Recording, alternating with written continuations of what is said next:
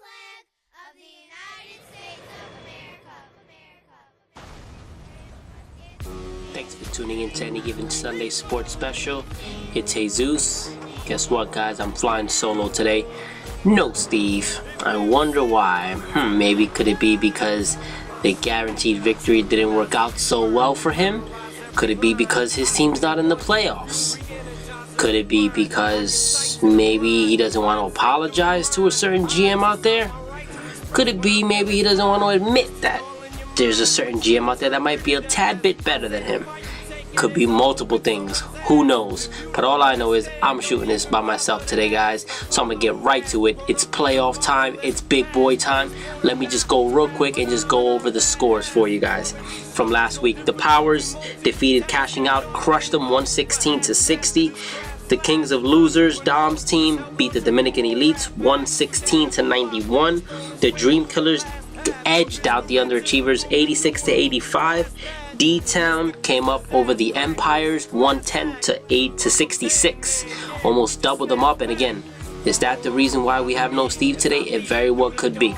And lastly, you have Scary Crackers went and lost to McPoon Handlers. Close game. That game had a lot on the line as far as, positioning goes, but unfortunately Shakir couldn't pull it off, which basically means that we're gonna have Shakir facing the Powers and D-Town facing McPoon. Two great matchups. I'm about to get into that, but before I do, I have to go over the Dennis and Steve situation. They just continue to go back and forth, those two. 1 week it's Dennis, 1 week it's Steve, another week it's Steve, another week it's Dennis. They just go back and forth, and I hate to say it, but this year it's very clear that Dennis has gotten the best of Steve. I mean, it's not even close. He's dominated him on the field. He's dominated him with guarantees. I mean, it's sad, actually, if you want my honest opinion. But D-Town finally came out with the press conference, a little statement, press release here. I'm going to read it to you guys, okay? Apologies, I'm looking down, but it's a pretty lengthy statement. So let's just go over real quick, okay? It says, when they had asked him, what does he think about the year-long criticism with Steve criticizing his team, here was Dennis's response.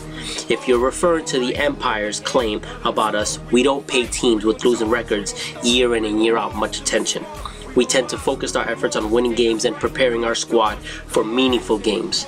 Although we do find it curious about the whispers we heard about our recent game that the Empire were coining this game their Super Bowl.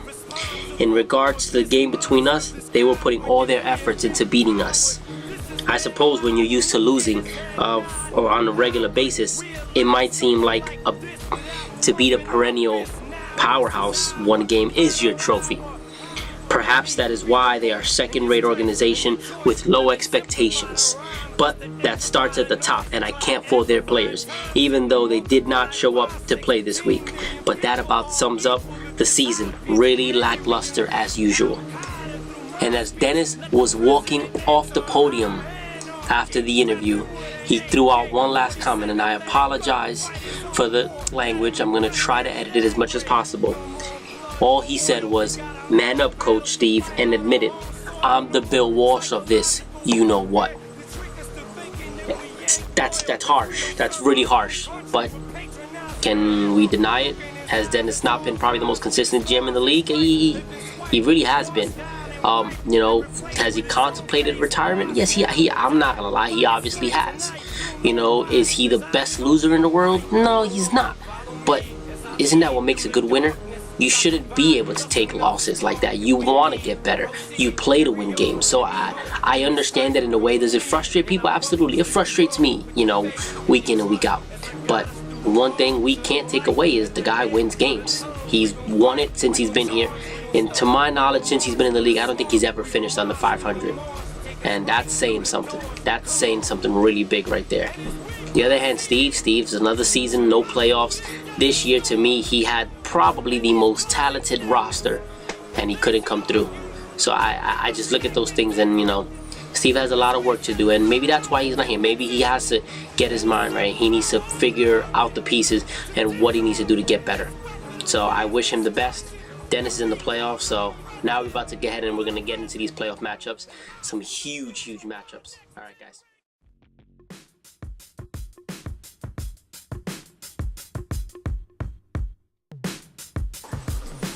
Alright guys, thanks for coming back, watching segment 2 of this, and now we're going to break down these playoff matchups.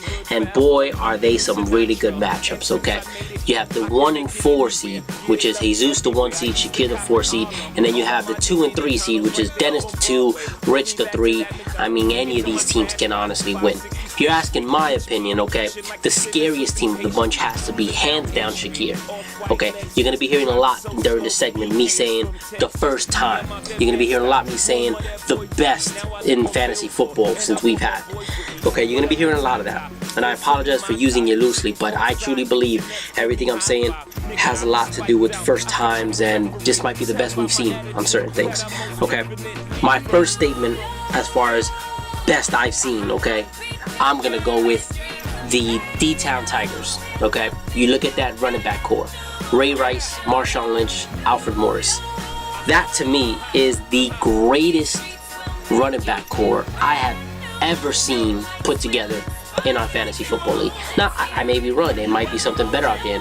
Maybe somebody can refresh my memory. I guess Matt Forte and Arian Foster from last year for the Millionaires, I believe their name was, was pretty good as well.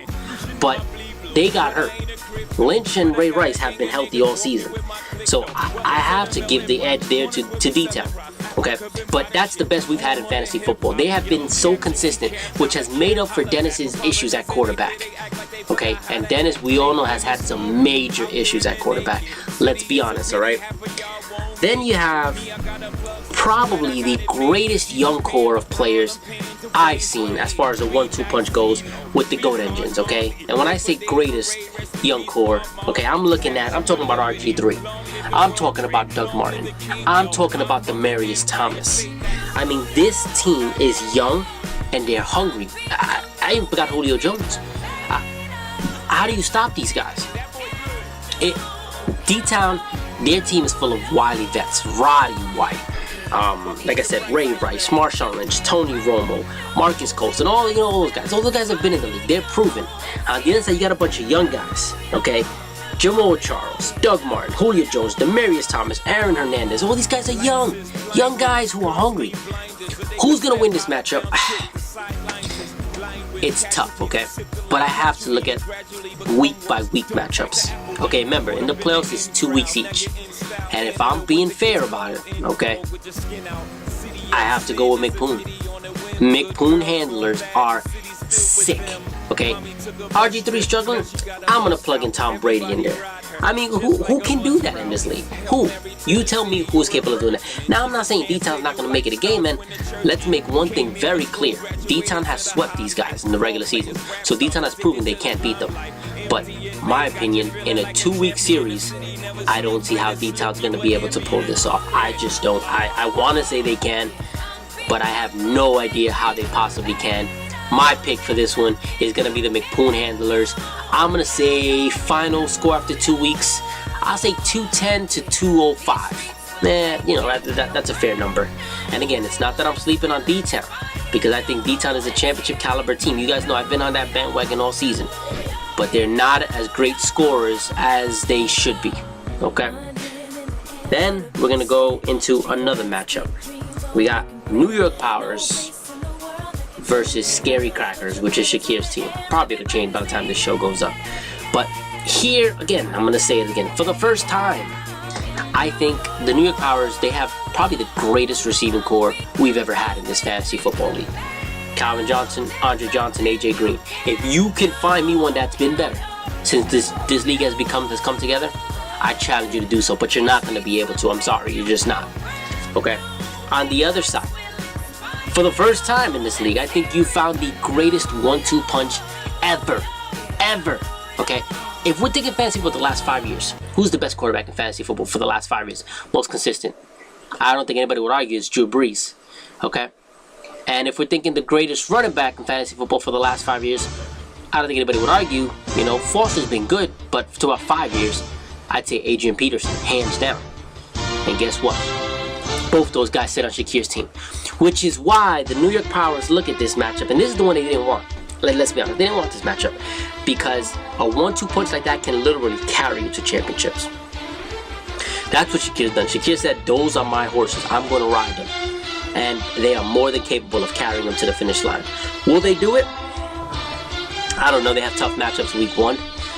But Shakir, you know, he's on a 5-game losing streak, and you have to think at some point in time it's gonna turn around.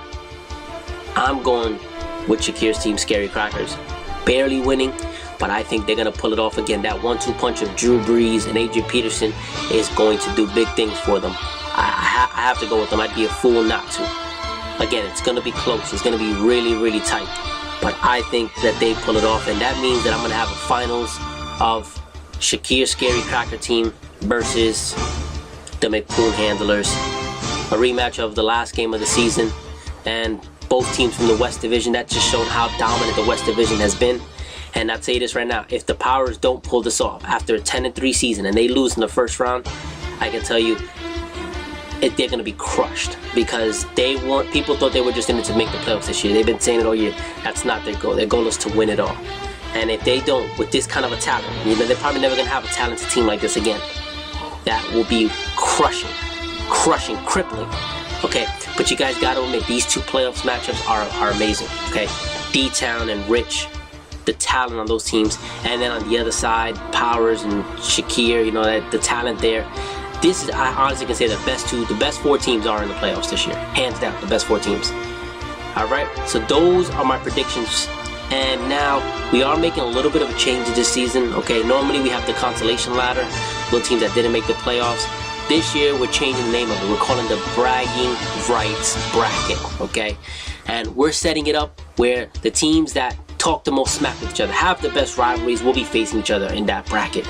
So the first one that we're looking at is the cousins going at it. Okay, we have Jeff De La Rosa's Dominican Elites versus Lewis and his Dream Killers. Lewis had ended up with a better record. You guys remember they were both GMs of the same team last year. Lewis proved this year he was a bit of a better coach. I think Jeff proved he's a little bit of a better GM. And Jeff swept them head-to-head though this season. And I know Lewis wants to get back at him for that. So this is going to be huge. The other side, then you're going to have Steve and his boy Anthony. Steve brought Anthony into this league. Steve's the reason why Anthony's here. So you know that rivalry is going to be fired up.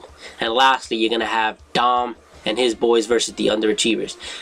The reason why I consider this a rivalry is because both these guys are used to winning. They're not used to being in this kind of a bracket. And guess what? They are. And it's going to be a tough pill to swallow, but they're going to have to just compete and come back stronger next year. Alright guys, well, that's the show today. Apologize again, Steve is not here.